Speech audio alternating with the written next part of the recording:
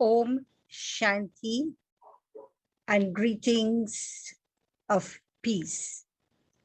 We are taking up this subject, the secret of success.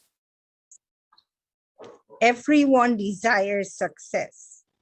Success is feeling fulfilled, feeling happy, feeling safe, feeling healthy, as well as feeling love.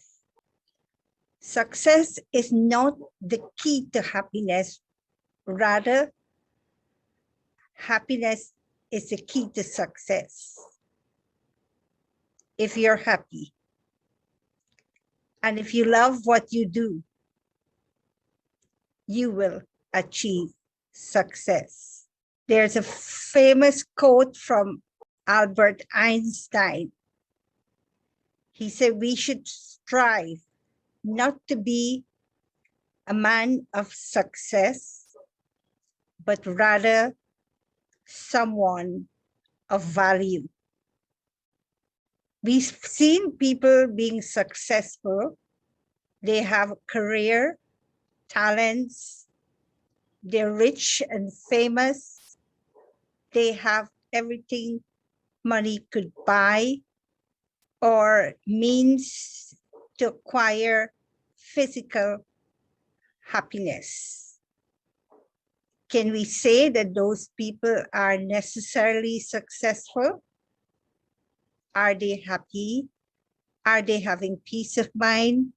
Are they content with life? Is there a balance? Do they remember that there are all spiritual beings and that they are guests in the world and guests in their body and guests in their family, and one day they have to leave all that they acquire? So that understanding of who I am and my purpose. Today in the world, we encourage children to be academically successful. We push them, we encourage them, we provide them with the highest level of academic opportunity. And yet there's a lack of development in individuals today. It has always been said that the all-round development of an individual, his moral responsibility, his emotional balance, mental stability, his health, and his relationship, not just with himself, but his relationship with others and his relationship with nature. So success has many different elements. There's a feeling of contentment, a feeling that I have achieved what I have come here to achieve. So what's the secret to success? How do we get there? How do we achieve our goals in life? And what are those goals? Success can come to those who make a promise with the self. No matter the number of times I may fail, I will always rise with a higher magnitude of courage and determination. I will not give in to failure. In fact, there is so much more feedback in failure. It's when we fail, we reflect why we fail. So we get a chance to realize what we could have done differently. There's no failure necessarily if I learn from that failure. I fail, I reflect what went wrong. I now know what I need to do to achieve my goals. So if there's a learning that is taking place in failure, would you call that failure? No. So how do I approach failure, difficulties, challenges, setbacks? Do we get demotivated? Do we give up? Tonight, I want to share with you a number of individuals that we are all aware of, we have read and we've heard of. And when you look into the background of those individuals, you will be surprised how much challenges they went through. And ultimately, they become famous.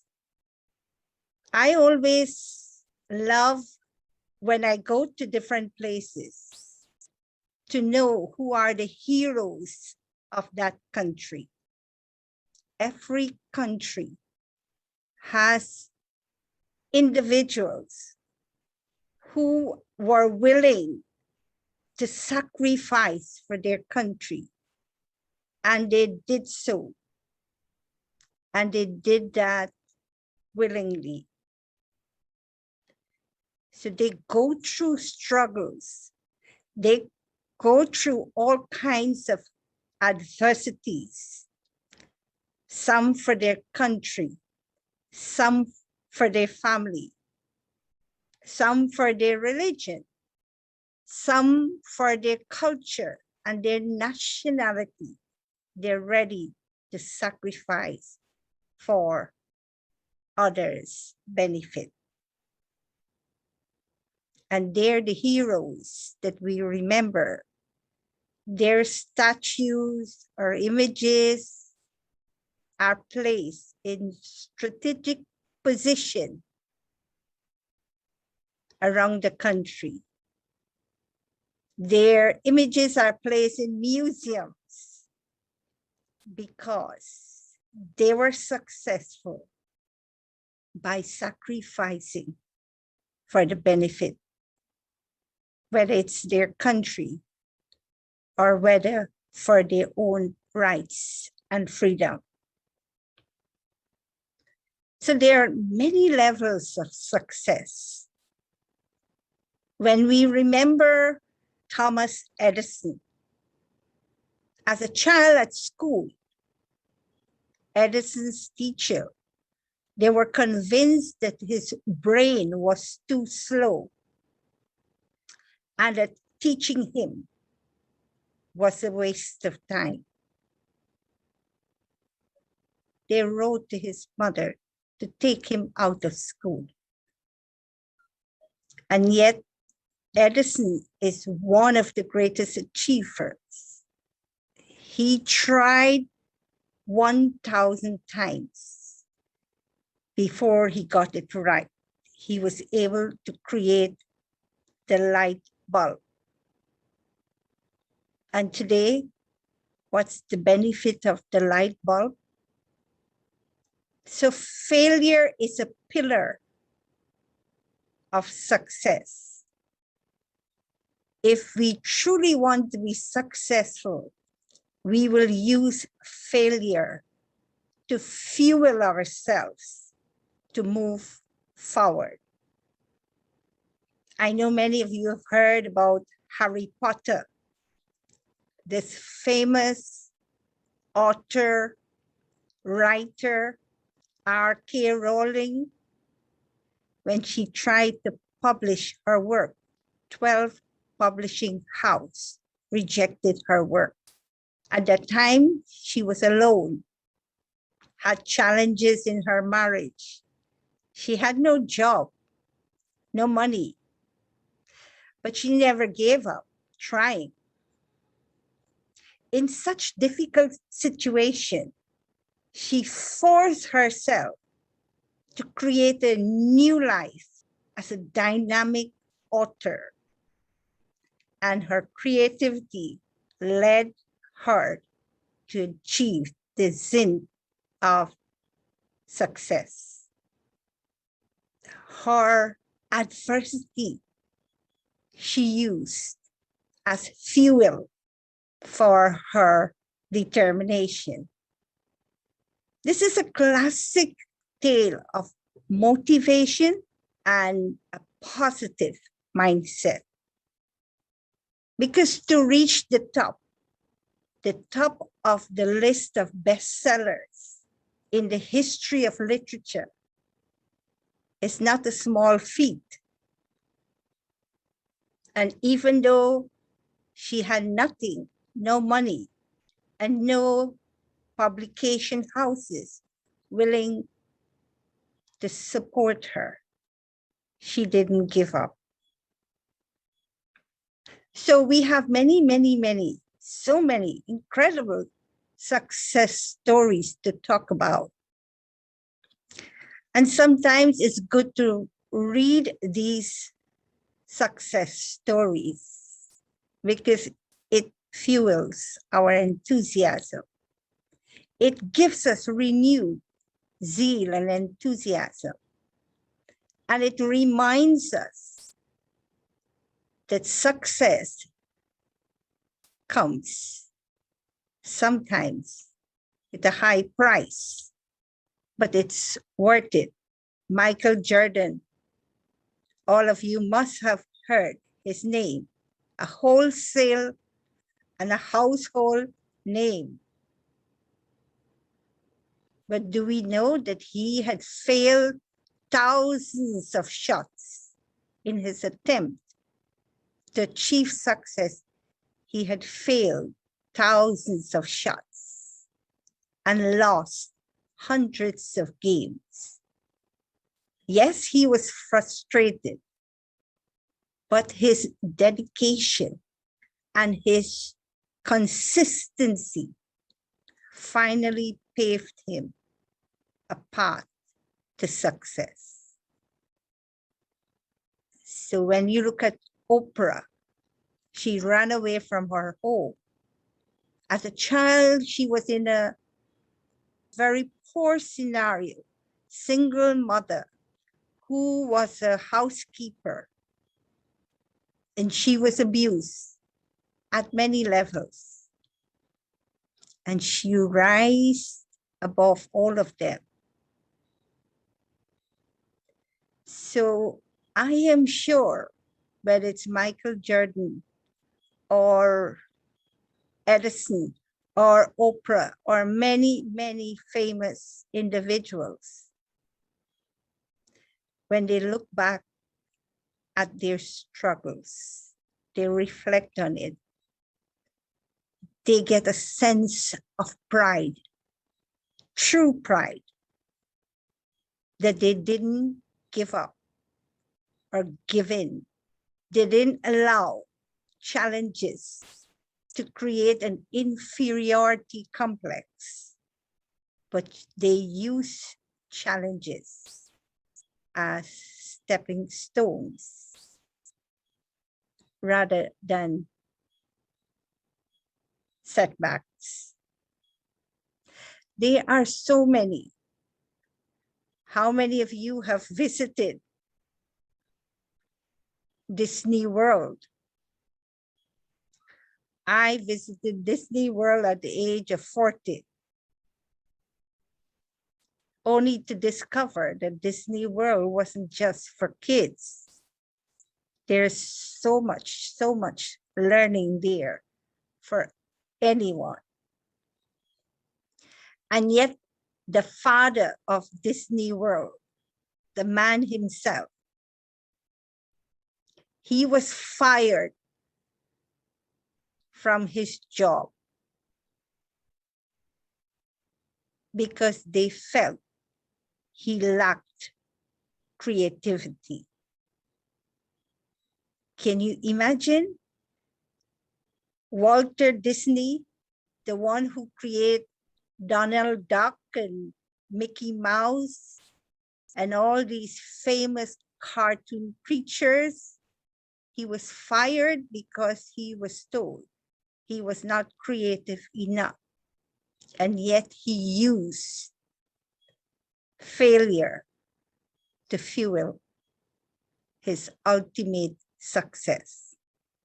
There was a studio that he had created called Laugh-O-Gram. His first attempt, his first project failed, ran into bankruptcy. And yet Disney World has become a world famous place to go to. It creates entertainment, fun, relaxation, learning, so many things it created. And you must have known about this Dutch famous painter, artist, Vincent van Gogh. He became a world-renowned icon, famous artist, painter, creating more than 2,000 paintings, many oil paintings. Unfortunately, out of exhaustion and setting himself too high a standard, give up his life. And yet his work became so famous, his legacy that he left for other artists, other painters, continues to live on. His artwork took the world by storm after he died. The only sad part is that there was a need for balance, which he unfortunately didn't adhere to. We have so many famous people. When you hear where they started, how they start the journey, it's incredible. Another famous person, Steven Spielberg, he became a great filmmaker, but he was suspended from his university 3 times for failing to get high grades. Yet his passion and dedication to what he loved that propelled him to move forward, and he created great movies, and he finally won himself 3 Oscar awards. Imagine being suspended from university, not having high grade. We've seen whether they're presidents, whether they're artists, whether they're writers, whether they're musicians, whether they're movie stars. We've seen iconic figures, and we benefit so much from their work and their love for their art, but we can benefit even further if we study their lives and realize where they came from. Then we will begin to appreciate even much more what they offer to the world. So we are all stars of success, all of us. Success is not limited to a group of individuals from famous families. Success is not only for a handful of people.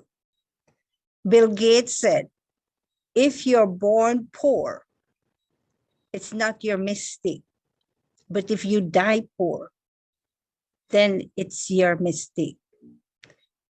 So today, poverty in many ways keeps people humble, close to God, and make them determined and courageous and consistent and tireless.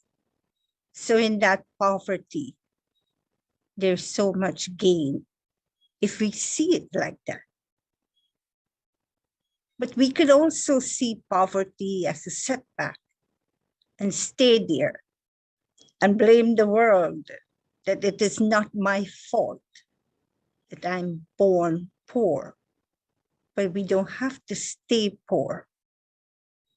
We have to be positive, knowing that success is my birthright. I was born to be successful. So does success belong to everyone? Is it the birthright of everyone? And the answer, yes. Success belongs to everyone. We just need to embrace it. It does not belong to high upper class family. It does not belong to people from a particular lineage, a particular religious background. It is not limited to few fortunate ones. In fact, success seems to attract many people who came from humble and poor background. People whose struggles are determined to make it to the top. There's an old saying, easy come, easy go. But when you struggle, the sense of pride that you get when you achieve success. And I know all of you listening have your own story to tell, given a chance. So we all need to believe in ourselves. We need to cut out clearly negative self-talk and look for ways to stay positive. Keep trying.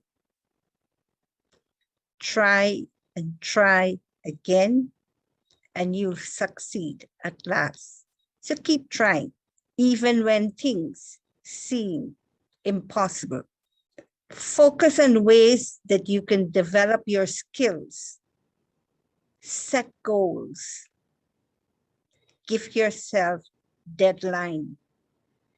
Don't say, I will do it if it is possible. And if you want to be successful, you have to delete some vocabs that we often use, like if. You say, I will do it if, but, because. They're all setback to achieving success. So delete these from your vocab. Many people say, if it is the will of God. But I would rather say, God help those who help themselves. I will rather put it this way, that the 1,000-mile journey begins with the first step. I will rather put it this way, that when I take one step, God is willing to take 1,000 steps towards me. So we are all successful beings by birth. We are born to be successful. It's not something that belongs to a handful. We have a right to be successful.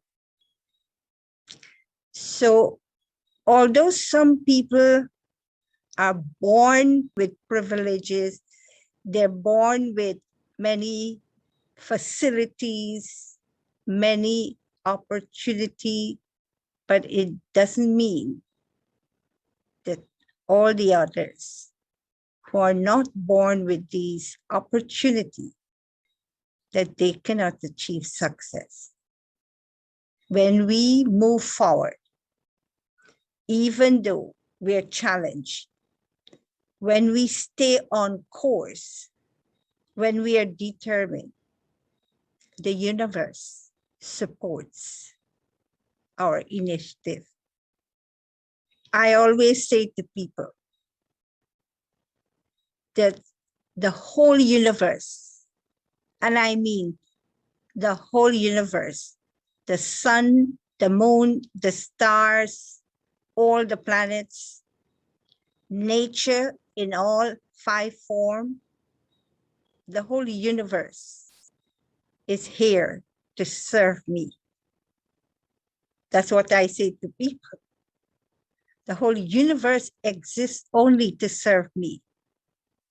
But there's one condition, and that is I have to command it. If I command, the universe will respond accordingly. But if I say, if, but, because, I'm at the mercy of the rain. I can't do my job because it's raining. I can't go there because it's dark. I don't have the means.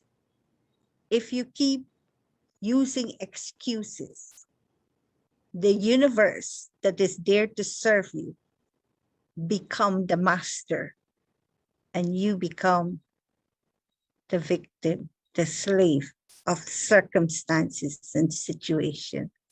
Never allow circumstances and situation to be your master, to decide your destiny, to decide whether you succeed or not. But you take charge of your destiny. And when you make one step towards God, He's going to come 1,000 steps towards you. But if you say, I will make effort if God permit me, many times we may think we can go to the church in the morning or go to the gym to do our exercise, and we say, if God permit me. Then when we don't wake up in the morning, we say it was not in God's plan. That's why we didn't get up. So we put full blame on God rather than accept that it's our laziness that prevented us from doing what we were meant to do and achieve what we were meant to achieve. So this language we use sometimes, we have to, any form of excuses that we give ourselves. Today we have seen our resilience, how we are coping under very, very rigid constraints. We are prevented from doing that because of the virus and because of the whatever is going on outside here. And yet we prove to ourselves that we can survive. And so when we persevere, when we stay steadfast, no matter what's going on outside, when I don't allow events from the outside to determine my outcome, my success, my happiness, my peace of mind, when it is not in the hands of people, circumstances, situation, I can call myself successful.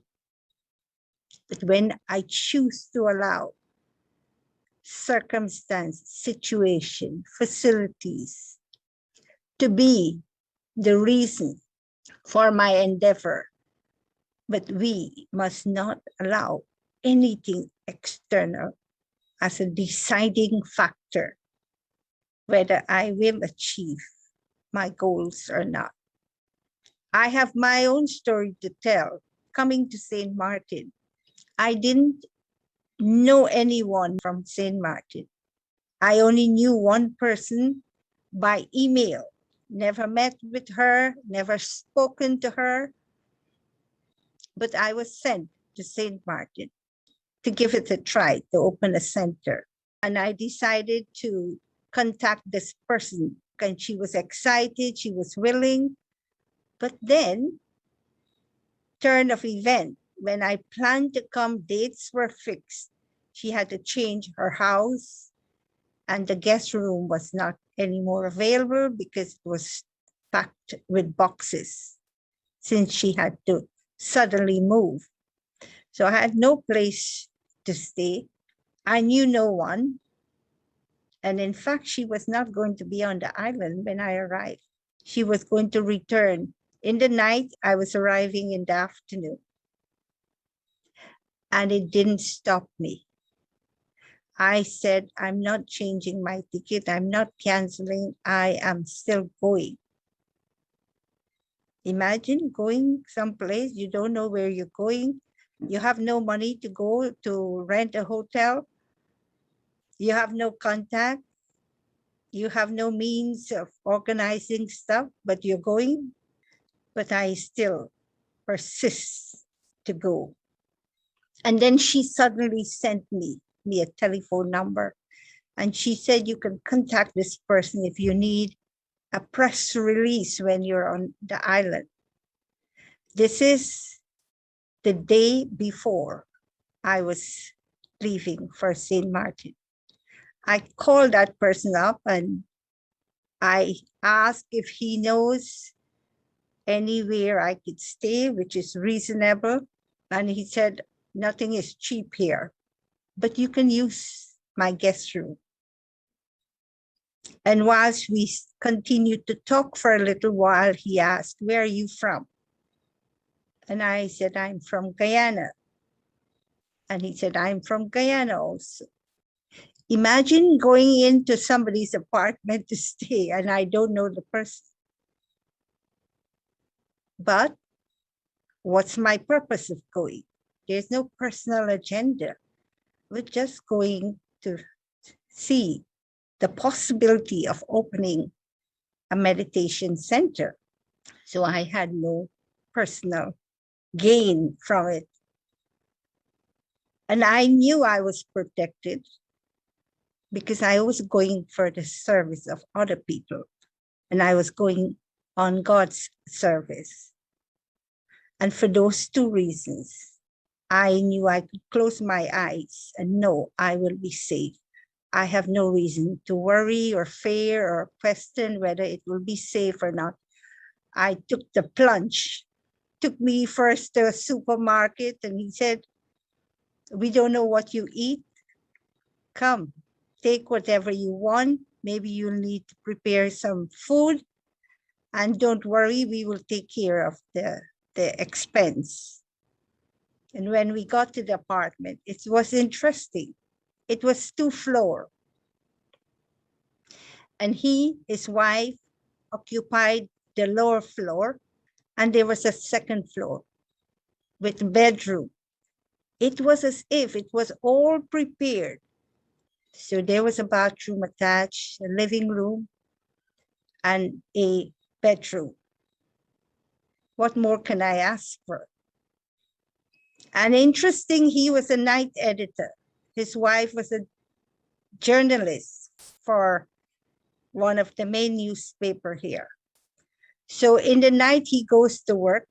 In the day, she goes to work. And he was like my little brother, much younger than I was. And we had fun together. And his wife was busy at work. She will call up this radio station and made contact with the media. And she will call me back. She said, contact this person. for a radio interview. And I stayed on the island for 11 days. I didn't spend a coin. And when the contact I had arrived on the island, she said to me, if Rajesh is taking care of your accommodation and food, I will take care of your transportation and you can make phone calls using my cell phone. So I was covered. I was able to make phone calls. I was able to go anywhere because a vehicle and a driver was available and I had a room to stay. I cooked every day for the three of us. And so the 11 days passed. I went on a talk show for an hour. I did several radio interviews. I did 2 public events. I went to one of the private schools. I met a group of teachers. I was busy. I didn't spend a coin and everything was covered. So when there's courage and when there is determination and when you're willing to sacrifice and you're willing to put aside your own comforts, you guarantee success. It becomes your birthright. So those success is the birthright of many people, all of us. Yet we have to believe in it. We have to believe in every scene that I could have said when I discovered that she had to move and there was no guest room available.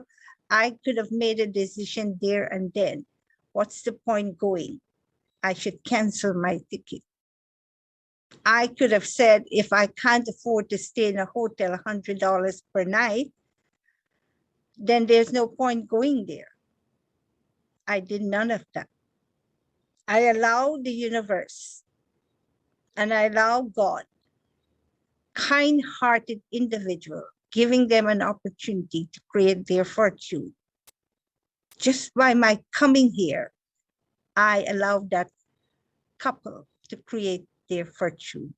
And everyone who is served from that time to today, from that time, because of their generous heartedness, allowing their gates to open, their doors to open, warmly welcome me in their home. Because of that, I am sure that until today, they're receiving blessing from that act of kindness. Everyone who gets served, they're getting a percentage of that blessing.